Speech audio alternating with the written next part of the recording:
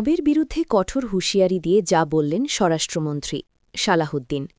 দেশে আর কোনোভাবেই মবের কোনো ঘটনা সহ্য করা হবে না বলে হুঁশিয়ারি দিয়েছেন স্বরাষ্ট্রমন্ত্রী সালাহুদ্দিন আহমেদ।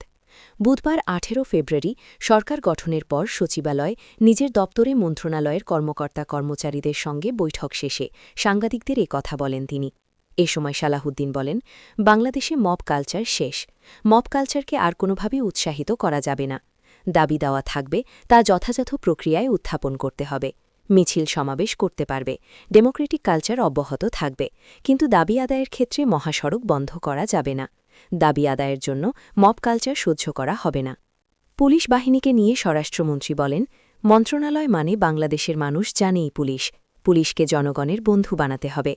যে ভাবমূর্তি আগে নষ্ট হয়েছে সেটার উত্তরণ ঘটাতে হবে। মন্ত্রণালয়কে দুর্নীতিমুক্ত রাখার বার্তা দিয়ে সালাহুদ্দিন বলেন, টোটালি কারাপশন ফ্রি মিনিস্ট্রি বানাতে হবে। সবার দায়বদ্ধতা, স্বচ্ছতা থাকবে। যে কেউ বাহিনীর মধ্যে অপরাধে জড়িত থাকলে সাথে সাথে তদন্তের মাধ্যমে ব্যবস্থা নেওয়া হবে।